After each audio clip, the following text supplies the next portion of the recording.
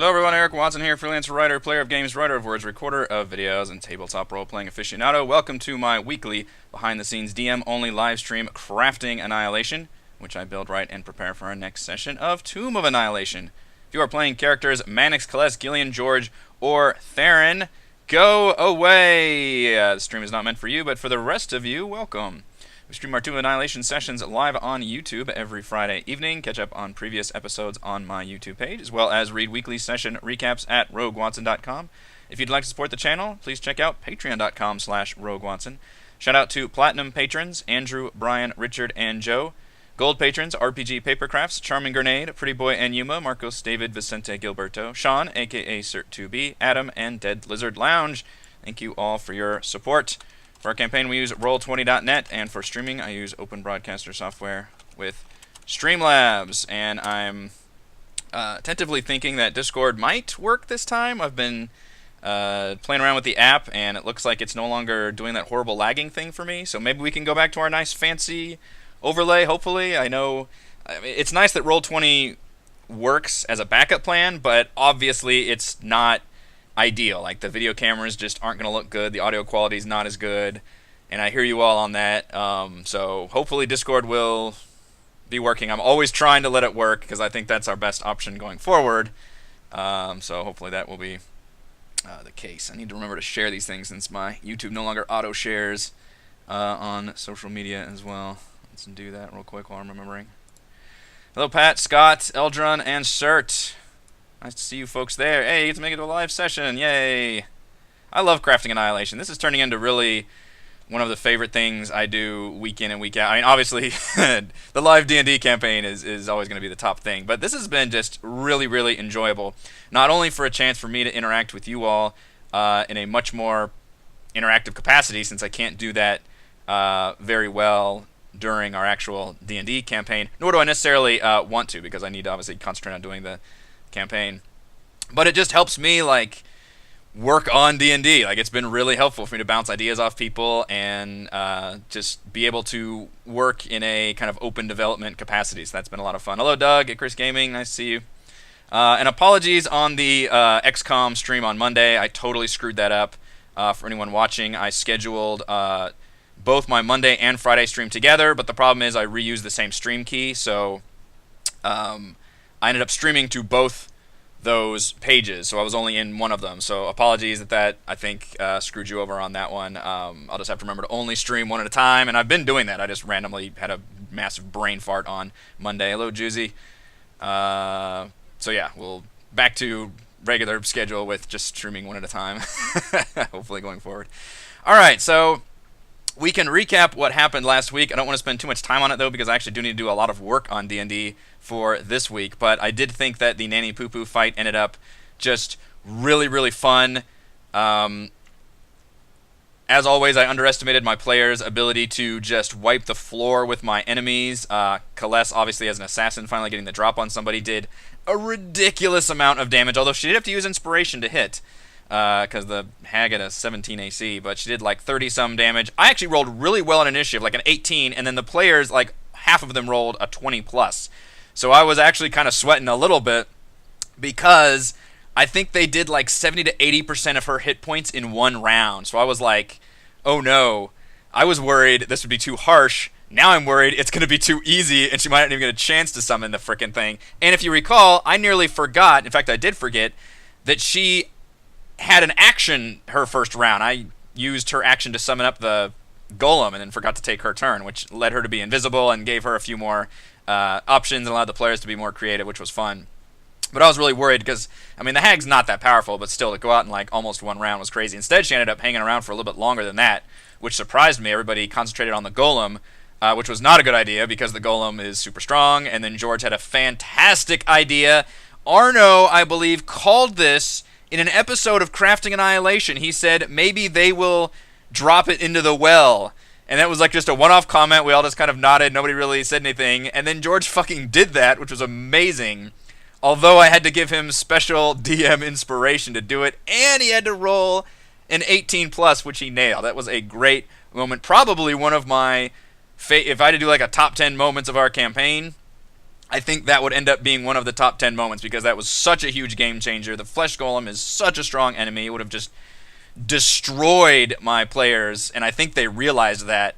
And instead, it was a 1-2 punch. One, it got rid of the Flesh Golem, and two, it alerted them to the fact that the well was a fucking death trap. I put a black pudding in there, which I thought, that was on the fly thinking. I was like, okay, now things are going to be too easy because my players are demolishing this thing. Now they're going to drop the golem in there. What if, now that they drop the golem in there, that reveals the black pudding, and that takes care of the golem, but now they have to deal with the pudding, and then I illustrated the fact that the hag's loot was in there, and then they spent a hilariously long time trying to figure out how to deal with this ooze. That's honestly one of my favorite parts of D&D is when the DM can just sit back and quietly smile to whatever the players are concocting. I love it when a plan comes together, or not together, but I love it when players plan on their own. I think that's so much fun, and that's the players really concocting a story for the DM, is like how they do that. And then the DM just tells them how it works.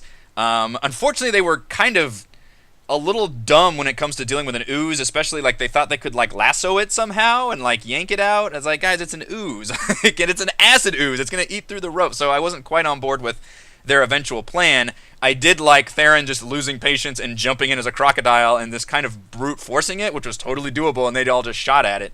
So he ended up having to use 2 wild shape forms, but he burned through them, and that's fine. That was a totally legit strategy. So I liked it. I rewarded them. They got a whole ton of loot for that. Mabala in general ended up being a lot more fun than I realized. So that was, I thought it went really well. I was very happy with how Mabala went, considering early on in an earlier episode of Crafting Annihilation, when we first started this campaign, I was looking at Mabala do I even want to do this? It just didn't look interesting to me. And I think with some just minor changes here and there and just the way things played out, I think Mabala ended up being one of the more memorable locations of our campaign so far.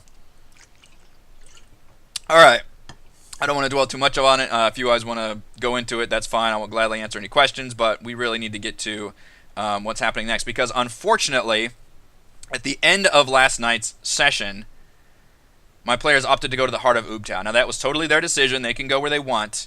But I was under the anticipation that they would do things what I would consider logically. And again, they have this information now. I gave them the locations of Orlunga, this mysterious shipwreck, and the heart of Oobtow. And if I was looking at this like I was playing a video game with an overland map, I'd be like, all right, well, I'm going to go boom, boom, boom, boom. But, well, here's the problem. I know that the heart of Oobtow has the teleporter that's going to get them back to Port Nyanzaru, so of course I would go boom, boom, boom, left to right. They don't know that. They might just think, well, let's go to Heart of Oobtow and then go up to the left, and then we can go back up if we need to. So technically that is information they don't know. But, they know Nangalore's over here. They know a lot of shit is on the right side of the map, so I was thinking they would just go left to Orlunga and then make their way to the right. They're not. They decided to go to the Heart of Oobtow next because that's where an exciting story beat is, which is fun. Yes, Red Wizard time, Trevor. Kales's backstory, she was literally a slave of the Red Wizards. She was I totally ripped her story off of Sybil from Divinity Original Sin 2, which was a character who was enslaved by the lizard folk as an assassin, assassin for hire. She wasn't for hire. She was literally controlled via a scar, and I think they sung a song or something to control her, and she would kill people for them. So she was like a brainwashed assassin, like a sleeper agent kind of a thing. And that's kind of what we did with Kales as being part of the Red Wizard. So I think that's a cool backstory there, which obviously... And then Annette, although I don't know, I have to come up with a reason why, but I guess she's just getting visions of going to the Heart of Oobtow, and I think because that's a safe haven for the players, their reward for the Heart of Oobtow will be able to get a teleporter to go back to Port Nyanzaru, which they already found the teleporter in Port Nyanzaru. They talked to Wakanga. Wakanga. I just literally watched Black Panther last night. And they know where the teleporter is, and they know that there are teleporters out there in the jungle, and that is going to be one of them. That might be the only one. It just kind of depends on what the balance looks like, because it's a really great central location the players can operate out of. So I don't know if I'll add more teleporters or not, but for now that's going to be the only one. However, I want to make the Aldani Basin itself more interesting. So I'm putting Dungrunglung in the Aldani Basin. I have moved it completely. If you look at, in fact, the DM map, I don't think I've ever used this.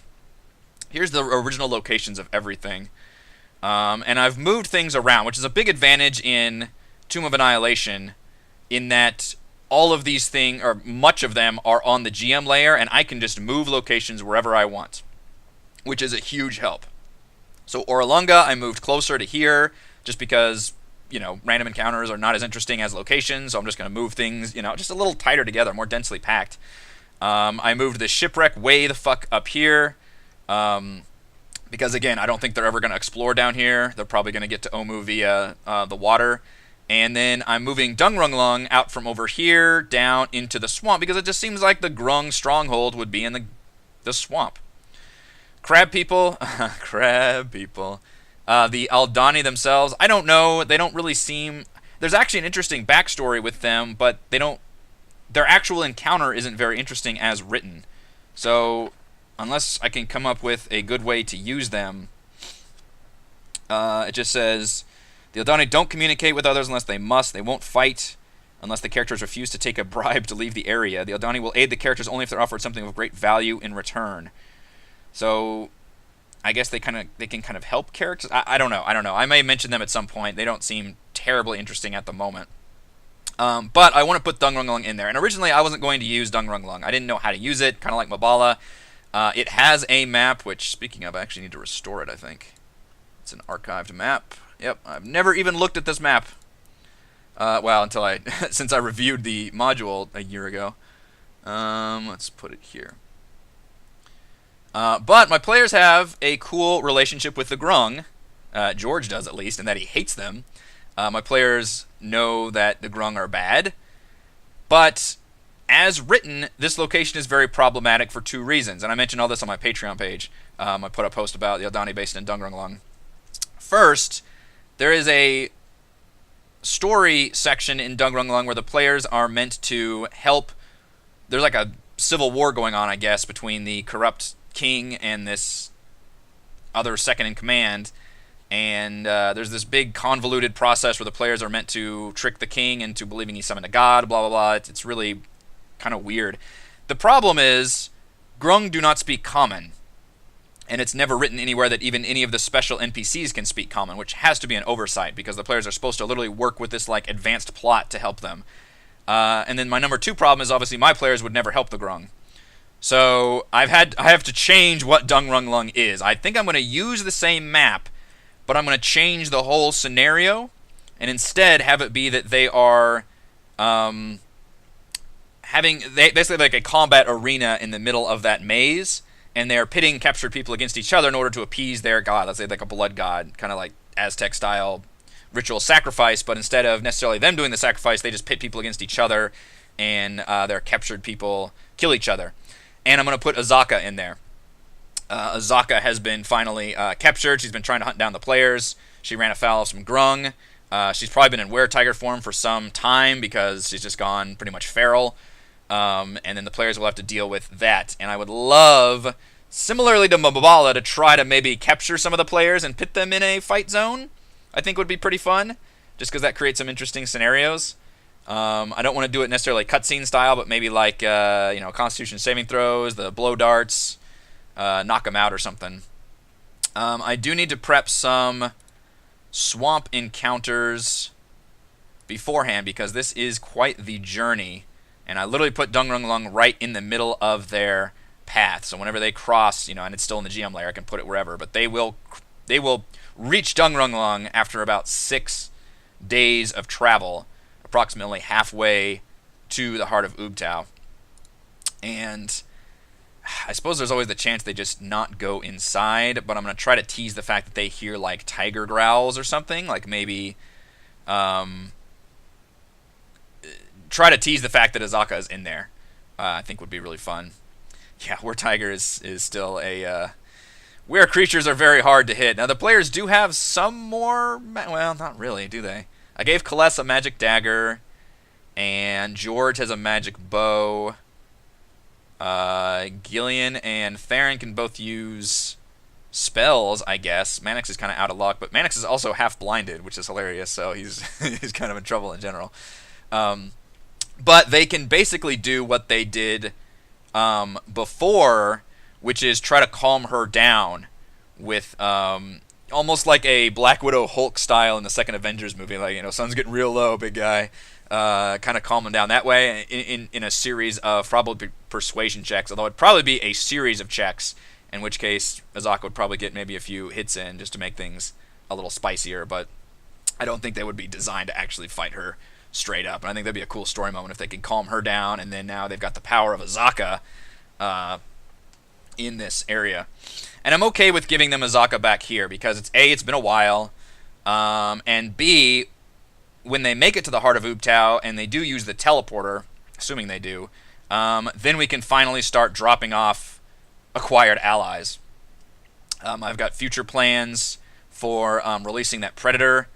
My perfect timing would be to release that Steel Predator idea, which is the Sohn sisters are creating this beast to hunt the players down. Have it be hunting the players, so I need to start teasing it in the Aldani Basin, and then it actually reaches the players when they reach the heart of Ubtao, and then it starts fucking wrecking them. Maybe even like killing one of the Tabaxi, or at least like brutally wounding one of them.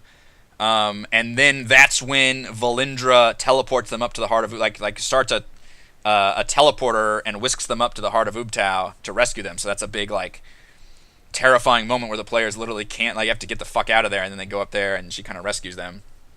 And then they can teleport from there, so they're kind of safe from the beast. So that's kind of and that's the situations I wanted to create with this creatures. They're really not meant to fight this thing. It's just hunting them, and they can't fight it. It's just this force that will destroy them. So I think that's a fun way of forcing them into the heart of Ubtao when maybe they have like no way of getting in there, and probably teleporting them to the port. I wouldn't be surprised if they then follow Azaka and go down to like Fire. I mean, we might have a completely different part B of this adventure if they go down to Firefinger and even travel down from there. I don't know, which is, I feel even more bad that they're skipping Oralunga and the shipwreck for now. But I mean, they could always just, I guess, teleport back and then try to wait out that Predator being gone and try to outrun it, I suppose, but it would be very dangerous. Arno, I don't know what 07 means. You've done that a couple times. I'm missing that. Not the Tabaxi. Well, there, Nate. Man, so I do have a little cutscene plan for the Tabaxi where they will approach Kaless because she gave them part of her loot, which nobody has ever done that before. And she is going, and River will, they're both going to approach Kaless and say, like, look, we were planning on ditching you guys, like, whenever you all were down in the Terrafolk nest, we were planning on running away, and then you all came up victorious, and we were still thinking about ditching you at some point, because this is getting really crazy, but then you shared that loot with us, and that means a lot to us, and you've meant a lot to, really they're just going to pour their hearts open to Kaless, because she's always been respectful of them, whereas everybody else has been particularly bad. And so they will kind of pledge their loyalty to her specifically, which I think will make this moment a little more impactful, assuming they survive that long. Salute, okay. Oh, I totally missed that. I've never seen that. Now I feel lame. So I think that would be interesting use of the Tabaxi there. And plus, if they teleport back to Port Nine Zaru, that will be the time to drop off Vorn. And if I rip into the Tabaxi very well, that will be also a good excuse for the Tabaxi to basically retire from the party and be like, all right, look, we only like Kaless, but my brother's really hurt, and we're going to need to stay here in Port Nine Zaru. So at that point, I believe, assuming all goes according to plan, the party will lose Vorn and the Tabaxi and just have Azaka. Finally, just one guide for the rest of their jungle excursion, and then they'll have to go back again after they go to Nangalore and Oralunga to do to get on the ship and get the dwarves. So that's a little ahead of myself because I still need to do the swamp encounter prep work and Dungrunglung prep because we're not going to because I'm putting Heart of Dungrunglung in the middle of their path. They won't actually be getting to Heart of Ubtao probably for at least another 2 or 3 sessions or something. In terms of encounters, I've mentioned that I'm getting to the point where it's getting a little less interesting, although there are still a lot of really good encounters in the book. So I'm not to the point where I'm hand waving yet. We are still traveling. I am pretty much going to eliminate. I have eliminated the navigational check as long as the players have a guide with them. They will not get lost. I think that would just bog the adventure down too much, frankly, at this point. But encounters can still be nice for now, at least. In terms of swamp encounters, and I am leery about having too many encounters that are just combat. I think you can still have fun encounters that aren't combat. So, for example, one of the encounters I want is that the players find the Winterscape, which is evidence of artists using the Ring of Winter, which is a really cool tease. And the fact that I can lay down these clues that, you know, Artis has been here through this area, I think that'd be really fun for Mannix's backstory, who is trying to find Artisimber. And they will find that the tracks will lead west. So my original plan, obviously, what I was first prepping was the path between Mabal and Oralunga, and I was having, obviously, them find the Winterscape there and the tracks leading to Oralunga, because Artis has been to Oralunga, spoken to the Oracle, and then moved on from there. And the Oracle will provide a wealth of information to the players. I haven't decided when exactly they'll actually learn the location of Omu. I think according to the book, they can learn the location from either Valindra at the Heart of Ubtao or the Oracle at Oralunga. It's possible I could just give that information, but also tell them like it's still super dangerous to travel in the southern region. It's just full of undead. And so maybe I can give them that location, but say like it'd be way easier to travel from, you know, I want them to put 2 and 2 together and realize, okay, we've got the location of Omu, but we should wait until we've got the ship and then go through around here, because I do want them to experience all of this on the side. Throw a pair of undead T-Rex creatures. A pair would be insane. So I haven't quite decided on who's going to give them that information to Omu. At this point, I guess it's going to be Valindra. I think Valindra knows where it's at, because she's been sending red wizards down there. I haven't written any of that conversation yet. As I said, I've still got some weeks before they'll reach the Heart of Ubtao, but I think that'll be a really fun kind of cutscene with the Predator Beast attacking them from below, and then meeting Valindra in the Heart of Ubtao. Vorn would sink. Vorn would probably have some problems, wouldn't he? Probably some severe problems. I would probably give disadvantage on anything Vorn tries to do in the swamp, but I don't know if I would actually like slow them, because again, that's just going to slow down the adventure too much. So I've got the Winterscape. I'm going to have a bunch of flying snakes that aren't going to be hostile to the players, although the players can certainly attack them if they want to. They're there for, you know, Theron could gain a beast form, I suppose, although he seems to pretty much just use his beast forms for combat, which is fine. So yeah, they're just going to be flying overhead. It's almost just a kind of a visual thing, but if the players want to fight, they can. Let's see, what other events do I have planned for here? I've got the flying snakes, the Winterscape. Oh, one of the events was literally just the Tabaxi talking to Kaleste. That was just going to be like one encounter. I was going to have 2, so that's 3 encounters, and then 2 more. I was going to have one of them be the classic waking up at night just covered in bugs, because it's a swamp. And there's an encounter for a swarm of insects, and there's centipedes. This just makes me shiver just thinking about this. The characters are beset by 1d4 swarms of insects, centipedes, and I would have that be a night encounter. So, and I think I've done this before. I forgot. Maybe it was when the Almirage attacked. Not attacked, but Zaka chased the Almirage. But I would have the players who are sleeping, so I would roll to see who's on the guarding shift. The players who are sleeping all roll a 1d20, and like the bottom 3 would be attacked by swarms of centipedes at night. And I haven't decided if I actually want to make that a straight up combat encounter, or just make it like they all get, or just treat it like a skill check kind of a thing, where the well, I guess it's not a skill check. That is a stat block, isn't it? Yeah, I was looking at this before.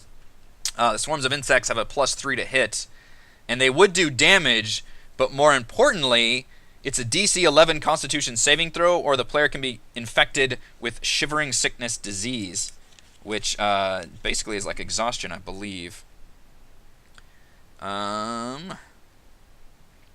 Symptoms include blurred vision, disorientation, a sudden drop in body temperature. Basically, have the flu. The infected creature regains only half the normal number of hit points from spending hit dice and no hit points from a long rest.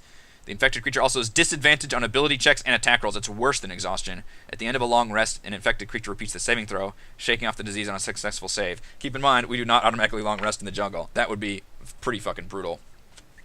God, disadvantage on everything, and you only get half hit dice. That is nasty. I might have to change that where at short rest you get a chance to repeat the saving throw. That seems, well, I don't know. That seems real bad. Real bad. I'm too nice of a DM, I think. Picking up the Legend of Zelda vibe. Speaking of which, Nintendo just announced a remake of Link's Awakening. Looks pretty nice. During the Nintendo Direct yesterday. So I haven't decided if I want to actually slow things down too much and make this a combat encounter. I mean, they're not that hard. They have an AC of 12 and 20 hit points, and if you attack half, because the problem is, I mean, I would keep them on this map, but I don't think without tokens, we can't even roll. I guess I could throw tokens on this map. You really can't even roll initiative. Is part of the problem. So I haven't decided. I don't think I'm going to make that a combat encounter. I think I'm just going to have the insects roll their attacks. They only have a +3. And then if they hit anybody, I may roll initiative, because then they might get another hit in. I think I'll have it roll initiative, but maybe not turn into a combat encounter. Just have it be like only the players who are affected can roll. It would be a dexterity checks, wouldn't it? It'd just be dexterity checks to see who can go first. And then they would get a chance to hit, or the swarm would hit. And if the players hit, they would basically... They could either hit or disengage and run. Because you can outrun a swarm of insects. And then at that point, I would probably just hand wave everything. Yeah, that's what I'm thinking, Scott. So the only point here would be just do a little bit of damage. I guess they actually do a pretty good amount of damage. 44 piercing. That's pretty fucking solid. But they have a very low chance to hit, so a +3. Ooh. Do they have advantage on prone targets? Do they? I didn't think about that. Conditions, prone, they get creative with fire. They're always going to get creative with fire. George is always getting creative with fire. An attack roll against the creature has advantage if the creature is within 5 feet of the creature. Trevor? You dog. I didn't think about that. And the creature is disadvantaged. I mean, obviously, they could stand up on their turn.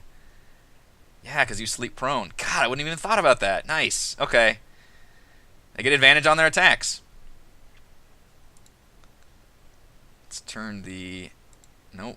Never roll.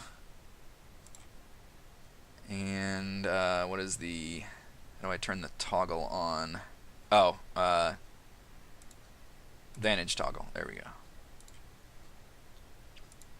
I'm just going to go ahead and turn that on so I won't forget.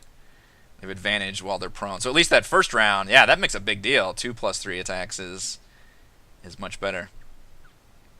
So I think I'm going to have 3 insects attack. And again, it's just going to be, I'm going to have all the players who are not on guard shift, and just players, because NPCs isn't fun to jack with, have them all roll a straight 1d20, and the insects will attack just the bottom 3 rolls, possibly doing a shit ton of damage. Auto crit because they are unconscious. Ooh, this is getting nasty.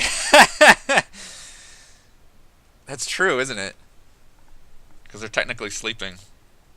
Ugh.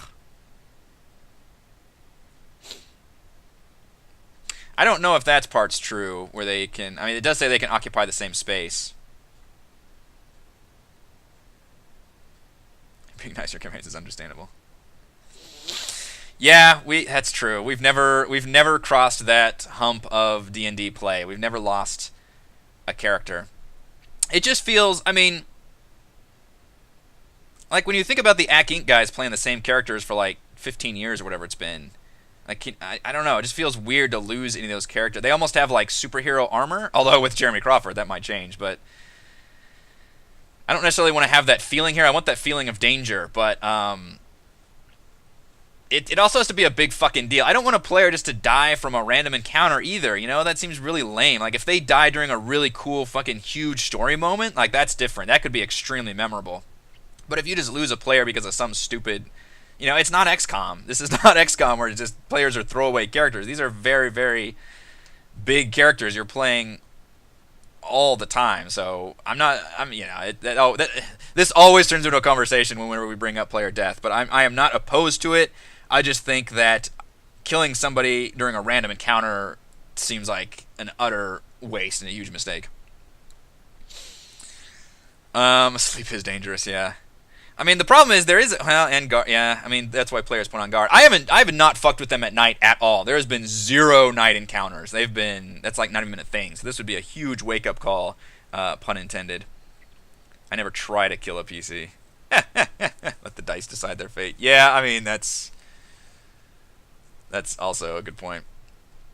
Let's see. And so unconscious. This is probably one of the best pages of D&D in general, the conditions. I also feel like this is the hardest thing to remember. We're always looking this information up for some reason. Unconscious creature. Attack rolls against creature have advantage. Any attack that hits the creature is a crit. Boy. So, oh my god, that swarm would have advantage and an auto crit. That's so bad. That's so bad. If I do all this, I really have to turn it into a traditional combat encounter, though. Because now I think we have to turn this into an actual fight. Which I'm not prepared for with a map, but that's starting to make things real interesting. I have 2 maps prepared without tokens. I have one from Sarkris, who is on Patreon, patreon.com/SYRKRES, who makes a lot of great battle maps. You can see here's a swamp map that looks fantastic. And then I've got the other one, which is from one of my marketplace purchases from Gabriel Picard. I believe it's from the Jungle... It's either Jungle 1 or Jungle Ruins. And that one looks like this, which is another great swampy map. They'll live. They'll live. That's a Terminator 2 quote. Hey man, I told you not to kill him. He'll live. I'm thinking this could be the map for... so let's see. We need bedrolls. Actually, do I have a night jungle camp? What did our jungle camp look like? Okay, can I... Oh, I put that on the map, though. Can I copy these bedrolls, at least? Yes, I can. Let's copy a bedroll. And we'll put that on this map. And depending on how long these encounters are, I mean, we might not even get to Dungrung Lung yet. It's always hard to say with combat. It can either take a long time or not at all. Alright, let's do that. Let's copy. How many people do we have now?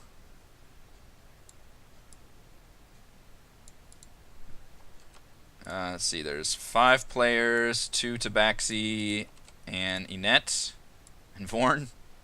Vorn doesn't need a bedroll.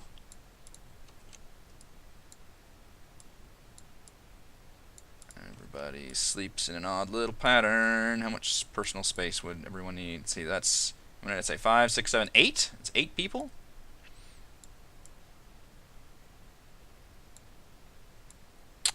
Try to put it where they're actually in the middle of one of the squares. That would be helpful. 1, 2, 3, 4, 5, 6, 7, 8. We can put the Tabaxi next to each other.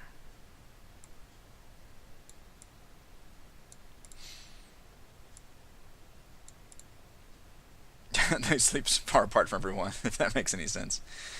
Okay, and then we need to put the players on here. I don't even think we need a fire pit. Is there a good fireplace? Let's see, what am I thinking of? Not fire. What's the campfire? Shoot, I need the actual Building maps. So I thought I'd be prepping Orlunga this week. Like, I've got the basic Orlunga worked out. I'm still putting it together, and I've completely switched gears from doing Orlunga into doing this and Dungrunglung. I really hate saying Dungrunglung too often. Does not sound well. Campfire. Help me out, roll 20. That could work. There we go. Stick it right there. On the map layer. Alright, tokens. Where are my tokens at? All of them up here. And it's all you people.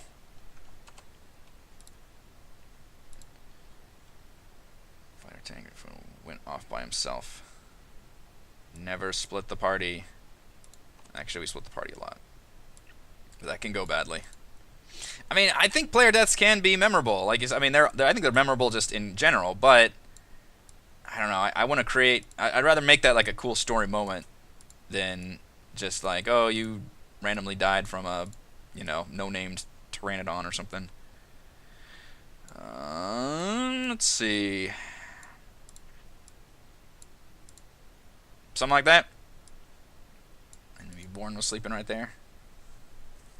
Isn't Pathfinder harder to get a crit though too? I played Pathfinder, but it was like 3 years ago, and we only played like half a campaign or something. Alright, and then where are my insects at? Swarm. 90s, -96. What? Now, somebody told me that players don't go into negatives.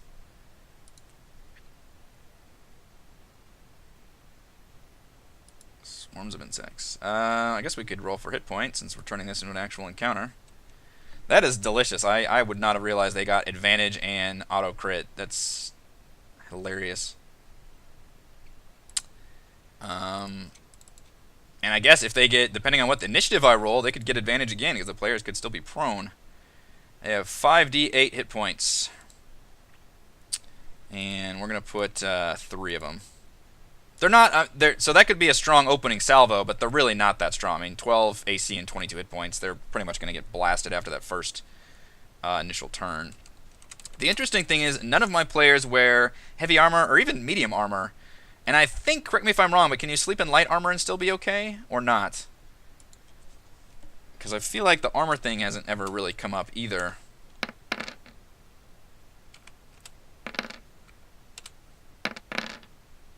Wow, above average on all 3 of those rolls.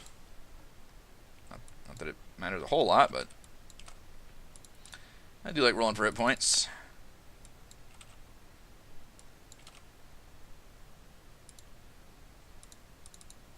And 24.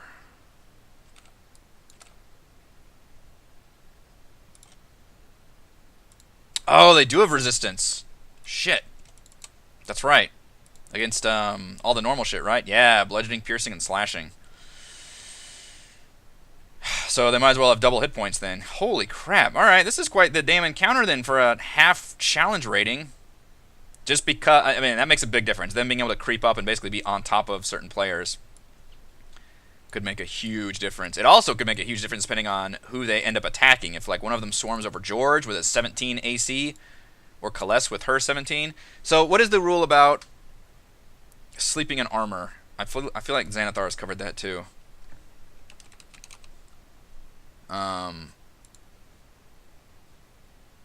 Sleeping in light armor has no adverse effect on the wearer. So everybody, I think, literally has their armor on because nobody in my campaign, I believe, wears medium or heavy armor. I think Theron's a druid. Gillian, can bards wear medium armor? What does she wear? No, Gillian's got leather armor on. Can't Gillian wear better armor? No, light armor. Okay. That must be a bard, one of the bard subclasses where they gain medium armor. I think they become more of a frontline fighter. So it's just a weird party makeup. Literally, I've got 2 rogues, a druid, and a bard who all wear light armor, and then George, as a turtle, wears no armor. So the whole armor thing, normally I would look at that for a night encounter, but nobody has to worry about that. Yeah, Doug, I actually mentioned that at the beginning, very beginning of this stream. I do think Discord is um, appears to be working for me again. It's at least not lagging to me. I haven't tested it with webcams yet, but rest assured, I'm always trying to make that work because I know Roll20, the video and the audio does not sound nearly as good as when we're using Discord, and I would prefer to use Discord if it's workable for us. So I'll put these guys in the middle right now, but they will be obviously on top of players whenever that occurs. All right, so we've got a map set up for that. It's way too big of a map. In fact, it's also night. So there's no global illumination.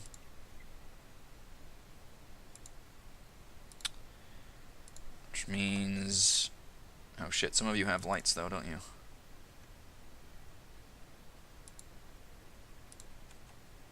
Alright, which one of you has...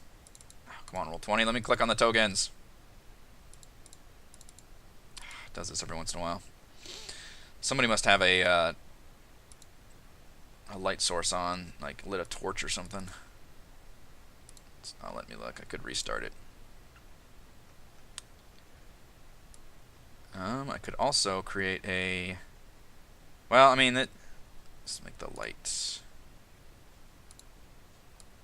I could make like the dying embers of the campfire, light them up.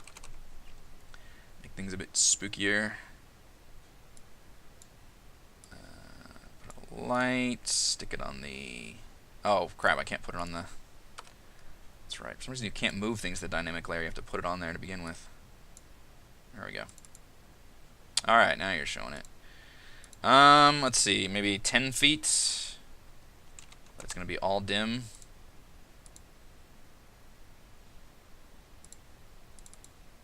There we go. Gillian does not have a light on. Theron does not have a light on. Mannix does not have a light on. Who's fucking projecting the light? Celeste does not have a light on. George does not have a light on. I don't understand. Who does not have dark vision? Mannix. Okay, why can you people see? Who's got the light on? This is driving me crazy. You don't have a light on. You don't have a light on. Which one of you... did I miss it? Nobody's emitting light. Nope. It's coming from... Forn.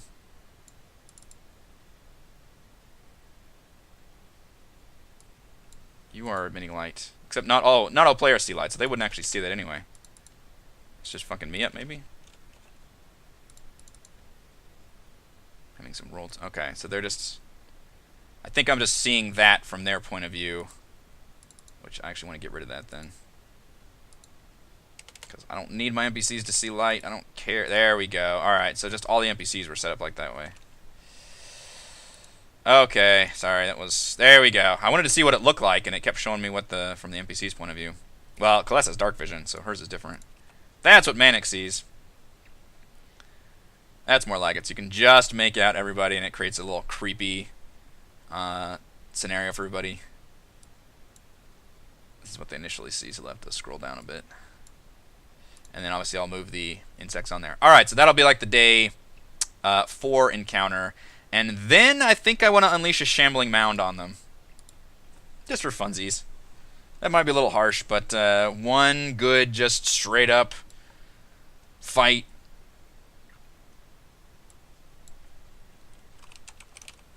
With a shambling mound. And I don't think we've ever used this monster before in any of our D&D campaigns thus far. And that's always a fun thing to do. That's true, she could. She does have her glowing dagger. She probably would sleep with it out, knowing Celeste.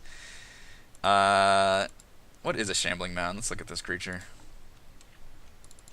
So I think that's just one of the encounters straight up. Which it says the characters hear the creature trudging through the muck before it attacks them, or the shambling mound lurks within a mass of vegetation where it can be noticed by any character with a passive perception score of 15 or higher. So it wouldn't necessarily be a surprise round. These don't have to have the box has light. It might introduce a bit of lag. Yeah. It's just a giant plant monster. So the Shambling Mound is as strong as the Flesh Golem. I think exactly as strong. A +7 multi-attack, an average of 13 damage. Also, if it attacks one creature with the same attack, it grapples them. And then I guess next turn it could use its Engulf ability, where it literally starts to consume them. Target is blinded, restrained, and unable to breathe and must succeed on a DC 14 con saving throw at the start of each turn. Or just, so it becomes, instead of the creature attacking, it's just a straight up saving throw. That sounds really interesting. It is resistant to cold and fire, which doesn't matter. Interesting that it's a plant creature that's resistant to fire. I guess specifically because it's like a wet, swampy plant creature. Otherwise, it's just big enough where it really could hang around for a while, being the only creature. And as long as I don't let Kaless have a surprise round, I don't think the players can do a horrifying amount of damage. But, of course, I always underestimate them. The question here is, in what circumstances do I want to introduce the creature? I definitely want to put it in the middle of a swampy creature. Yeah, I don't really need anybody to has sight. I don't know why that's default checked on all these creatures. I guess that you can test dynamic lighting with monsters instead of players, but it's not that hard to just take a player token and look at it. Does it have dead creatures trapped in its body? That would be fun to put some in there. As like a visual thing or like a mechanical thing? I could definitely describe that visually. I think that'd be pretty fun. Just a bunch of like woodland creatures, maybe like a grung trapped in there. There was a dead guy inside that got a magic beans from it. What do you mean beans? My daughter watches that classic Mickey and the Beanstalk. Probably the best of the Jack and the Beanstalk adaptations. Let's roll hit points for this bad boy. So do I want to create some kind of surprise round, or I think at the very least I want to have it appear when the players are trudging through a swamp, so some kind of like difficult terrain thing going on. And this is coming off the Centipede fight, so players could be fucked up from that. And they're already pretty fucked up from Mabala. They've got some serious injuries going on. Let's see. Hit points. Heals by lightning. You know, it heals by lightning, unfortunately, and that would have been great for our last campaign because Rochelle's character, Corinne, was a lightning-focused sorcerer. So that would have been hilarious. And she was using Lightning Bolt like forever. That was like her main spell. And between this and the Flesh Golem, I was like, man, where were these creatures for Storm King's Thunder? 16 D10 plus 48 is a hell of a roll. I actually rolled a little low, 129, but it's not a named NPC, so I'll take it. If it engulfs, it disgorges a zombie. I could see that, just a hilarious ad. It engulfs and a zombie plops out. Maybe a zombie grung, which just has the stats of a zombie. 129. The question is, do I want to make it a surprise round or not? Because that makes a big difference in a creature's strength. If a creature can get its attack off on the players, you know, guaranteeing it has those chances to hit, which, I mean, a creature this big is definitely going to stick around for at least 2 rounds, I would think, despite it being the only creature. It's just so freaking big. The players are level 4, they don't have multi-attack. Although my player's getting a lot of use out of the bonus action offhand attack. Let's see, written. So as written, the players just hear it before it attacks them, so there's no surprise round. Otherwise, they can notice it with a passive perception score of 15 or higher, which interestingly enough, the assassin, Kaless, has a really low passive perception, so she is good at surprising people with her dex, but she's also bad at herself being surprised by others because of a really low passive perception. She's got crap for wisdom. So it would be, yeah, I think it would be surprising. But I think I would I would have a surprise round be everybody that's higher than a 15 or higher, which I think is Manix, yeah, it's 16. Gillian's is also weirdly atrocious. How dare you miss my first minute of stream? 14. George would be surprised. And Theron would also be surprised, despite having an 18 wisdom. He only has a 14 passive perception. This one wouldn't be at night. Yeah, not as bad as her intelligence, yeah.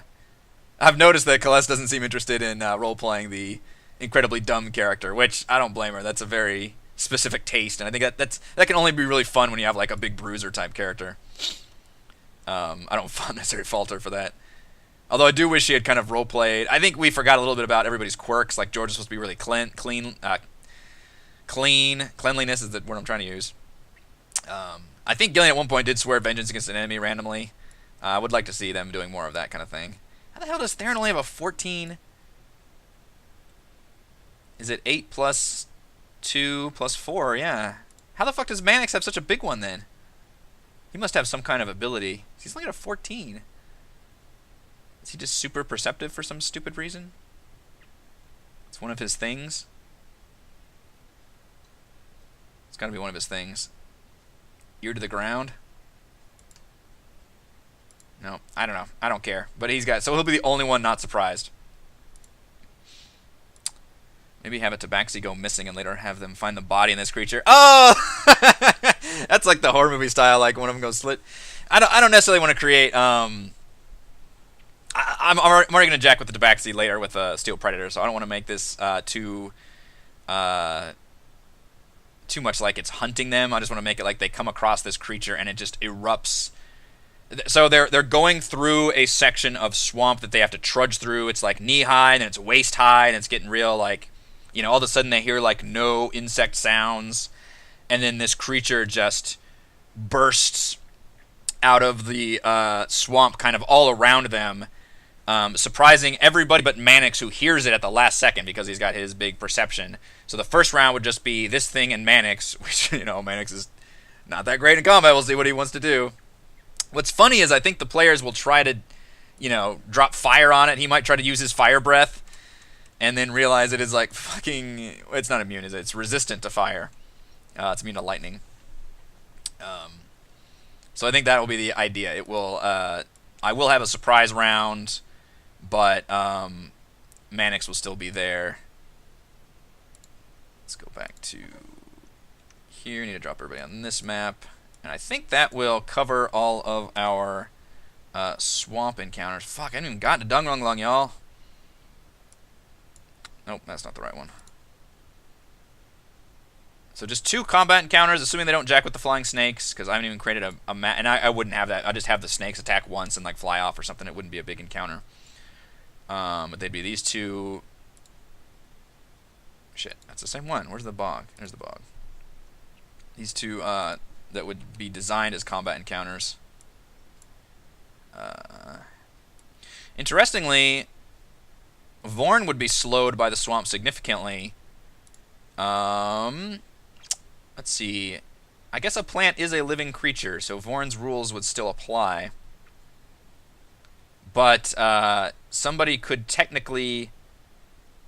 like Celeste could ride on top of Vorn, like she does, and that would prevent her from being slowed, but Vorn himself would be slowed. I just don't know how much of an advantage that would give. But I think this is a cool map to use this on, because they literally have to cross like this section of water as the beast explodes. I might need to get some kind of marching order from them as well. I don't know what the... I'm probably going to have to do all this live during the actual stream tomorrow and figure out what order everyone's going in. The Tabaxi are probably leading, but it's no fun to have them be attacked. See, Celeste is probably on Vorn. Gillian, Mannix. Maybe like that.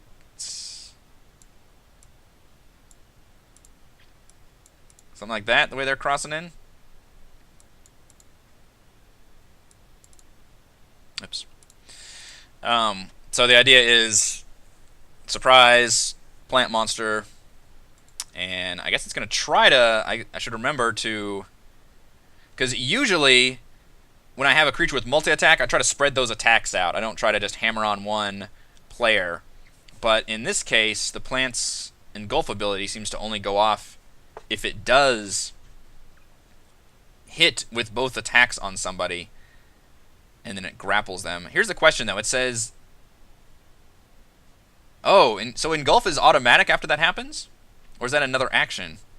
The Shambling Mound makes 2 slam attacks. If both attacks hit, the target is grappled, and the Shambling Mound uses engulf on it. Yeah, so I think it automatically engulfs if both attacks hit.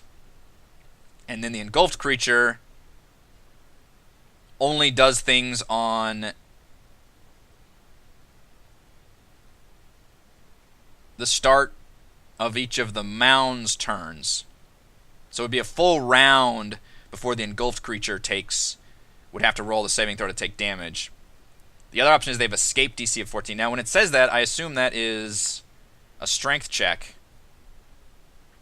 It also doesn't mention if anybody can do damage to expel the engulfed creature.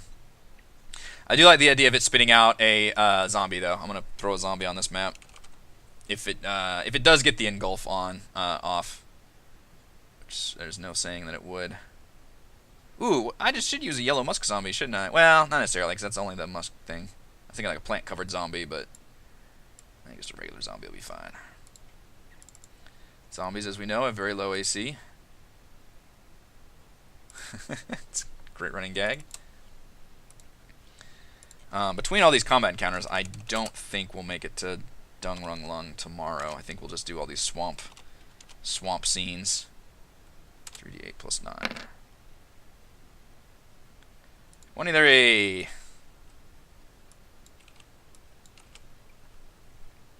It's kind of a zombie T-Rex at that point. I like that idea. Spits out a zombie when it engulfs somebody. The other idea I had was them trudging through the swamp and just a bunch of ghouls and skeletons come out. But obviously, we've honestly been doing a shit ton of undead. And I mean, granted, the undead are a big threat in the jungle, but I don't know. I just thought the Shambling Mound would be cool, and I don't necessarily want to add a whole bunch of extra things on here. Well, let's at least take a look at Dung Rung Lung before we end this one. So, Dung Rung Lung. Oh boy. It's a neat idea with the maze, but my problem is you can't really do like a physical maze on a battle map, because then the players can just fucking, take their tokens and march along kind of a thing. See, it's all done dynamic lighting style. So I think my idea is I will keep the players on the Chult map, and then when they enter here, then they roll the survival checks, assuming they stay together. Anybody who wants to split off can make their own survival check. Search for dung. Let's see. Yep, none of this stuff. I don't think the Grung would not attack them at first. They would just enter the Thorn Maze. There we go. A 20-foot high maze of magical twisted vines. The outer wall bristles with thorns that zombies mindlessly skewer themselves on in their attempt to swarm over it. So that would be a thing, is there would be a bunch of zombies on the outside, just pinned to it like Walking Dead with the, spikes coming out style. There are secret entrances with a DC 20 perception check. Yes, there are, assassin vines will attack them periodically. I don't think they're all necessarily assassin vines. Or maybe I could make that be the case. You know what? If they try and scale... Because here's the thing. If you put a hedge maze in players, they're immediately going to try to find a way to get around it. And I don't blame them for that. If they try to climb the hedge maze, then yes, it will be like an assassin vine will... Oh, god damn it. You don't have a token for this Roll20? You can't just put a generic plant on there? I'll have to make one for that. I could use the same token as the other plant monster. They will be attacked by a assassin vine. It will just reach out and attack them. without really any chance for them to fight. It would just be a single. It'd almost be like a trap, just like this thing comes out and tries to slice you. So they would not want to climb the hedge. They could try. I don't think they can jump 20 feet. Gillian might be able to. What is the rules of jumping? She's got the ring of jumping. But that doesn't. I mean, that would just separate the party, so that would create some other problems. You can cast the jump spell. I think that triples their jumping. You can cover a number of feet up to your strength score if you move at least 10 feet on foot immediately before the jump. Let's assume you can do that. So you cover a number of feet up to your strength score, and Gillian can triple that. So, what is her strength score? It's probably not great. 12. So that means she can jump 36 feet, which is pretty significant. So normally she can only move 2 squares. Oh, what the fuck? Is this a... Oh no, it's 5 foot. It's just segmented. So normally she could move 2 squares at 10 feet, but she can actually move 7 squares. But how much height could she get? Because she still has to make... this is the part of D&D I hate, when you try to figure out the math of how things work. How high do you go when you jump that far?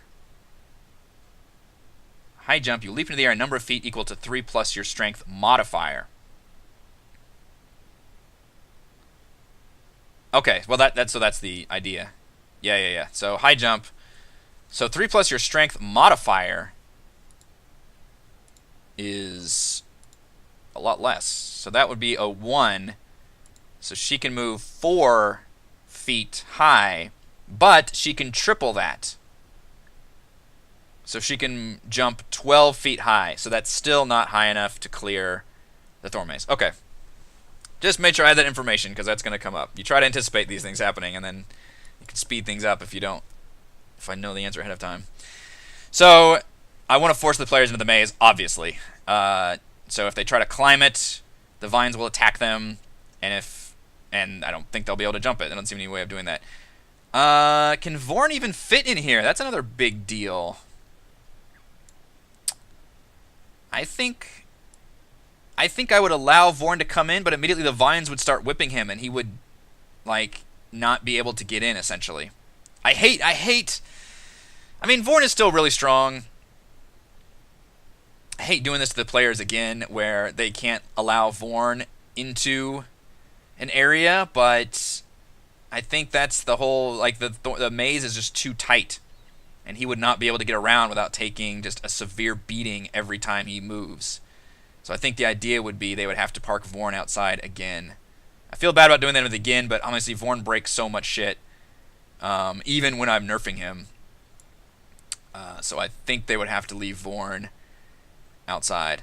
So the idea here is whoever is leading the way, and again, the players could split up if they want to. That would be hilarious. Split up in a hedge maze. Have to make a series of survival checks. And they have to succeed 6 times. Whether or not they succeed or fail, I roll an encounter. So, bare minimum, they're seeing 6 encounters, although encounters, it's a 50% chance, a little bit less, 1 in 9, to not have an encounter. So what I need to do right now, and I'll go ahead and do that right now, is figure out how many encounters I'm going to generate. So let's decide. So Thorn Maze encounters.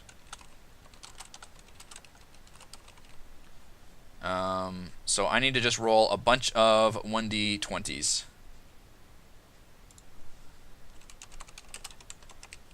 Alright, so the first time they succeed or fail, there is an encounter. It's ghouls lost in a maze. Alright, I like that. We'll take that one.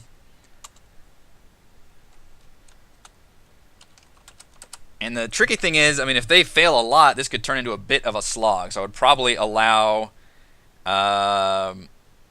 Depending on how many times it goes, I may lower the amount of successes that are required. 1d4 ghouls. You know what? Let's go ahead and roll the 1d4, although I'm tempted to go on the upper end of that, because 1 or 2 ghouls isn't going to really do much. Yeah, so fuck that. I'll figure out how many ghouls later.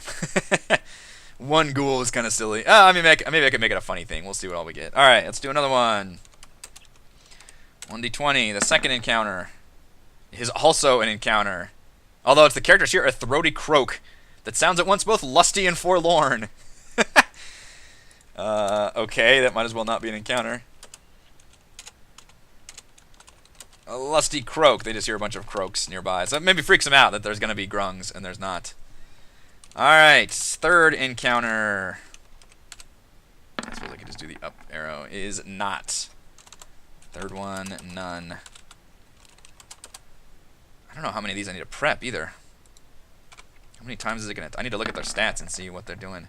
12 is grungs on patrol. Grungs on... I do want one of them to be straight up assassin vines. Oh, it actually says they're not assassin vines in the walls, but there are vines in here.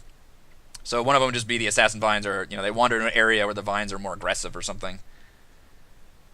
But I do want them to hit that because George, one of his things is to actually attack the assassin vine. What if George just tries to attack the walls, though? I think I'm just not going to allow it. They just magically regrow. Like, they can't harm the walls. I mean, you're just going to have to do it. I mean, it says magical. It's they're not. These are not a normal hedge maze. So grungs on patrol. Number 5.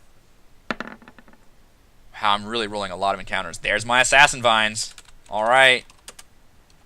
This is a lot for a 50% chance. I'm getting a lot of encounters. This might really slow things down. Even if the players only make the 6 checks, I mean, that's a lot. Alright, there's none, finally. So, assuming they make every single skill check,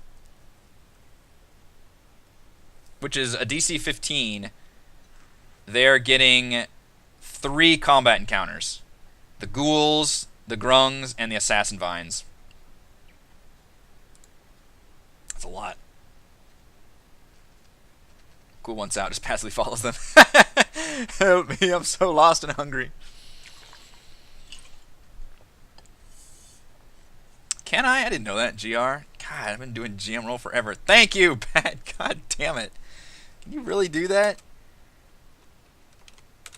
Jesus Christ. That's nuts. The only thing that would make this less fun is if I start repeating the various events. So at some point I would, like, you know, it's more assassin vines. I cannot burn the walls. I would not allow that either. They would not set on fire. It's just... And I have a feeling this is going to happen. If I was a player, you would obviously try to do this. You would just walk up to the wall and just try to fuck with it as much as you can. It does mention it is magical.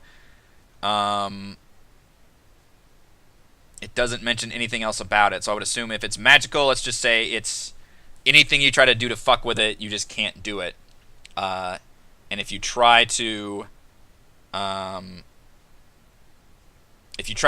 near it, if you try to get too close, if you try to touch it, or attack it, it will retaliate back as if it were an assassin vine. And then at some point there will be actual, like, assassin vines rolling through to where it's an actual encounter that they I don't know, for whatever reason they're more aggressive in, like, a dead end or something. The maze has gotten more wild. And what I would do, I think the idea is I would just place a random encounter on this map, because I could use the map that way, and then when they're done with the encounter, I take them back off this map and then have them roll the survival checks again. So I would use this map to battle on, but not to let the players just wander in, because I just don't think it makes much sense. The party is level 4 currently, which I think is a good level for jungle exploration. From what I can tell, Chult is designed for levels, like the jungle is designed for levels 1 through 5. So they're already at the upper end of, like, a lot of these areas. So I want to try to keep them at 4 as long as I can, and then at some point I will have to make them 5, and then hopefully by then we are almost done with the upper area of exploration, and they're heading back to get on the ship and go around and do the outer areas. Let's roll a few more. Let's see what I rolled. I rolled the Assassin Vine again. That was 7. So I may replace some of these with other ones, because I don't know how fun it would be to just repeat. Let's do 10 of these. Good lord. Another one. It's the ghouls again. I think this would, I mean, if they really suck at this, this could really bog things down. So I'm going to be very cognizant of that, and probably switch up encounters on the fly. Holy hell, what is going on? I've rolled the no encounter twice on 10 rolls. That's crazy. Good lord. That might be too much. I don't know. That's a lot of encounters. I'm getting like the same ones over. The grungs, the vines, the ghouls. Just over and over again. Alright, what are their chances for doing this? If they use the tabaxi...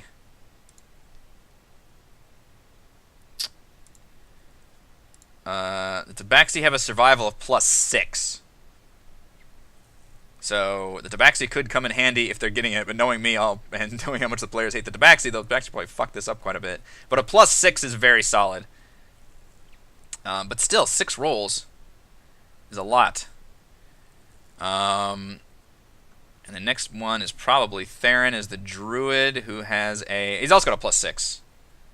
So tabaxi or Theron. I mean, a +6 is great, but 6 successes on any roll is asking a lot. No dispel magic, I don't think. Sorry, I missed that. I'm not quite up on what spells they have. I only have 2 spellcasters. That's not hard to keep track of, though. Gillian does not... I swear Gillian's supposed to have more spells than this, also.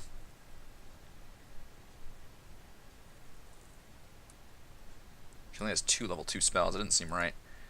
And Theron does not. 55% chance. Yeah, and you have to make that 6 times. So, I mean, I think bare minimum you're going to need more than 6 rolls to get in here. I mean, I like the idea of them...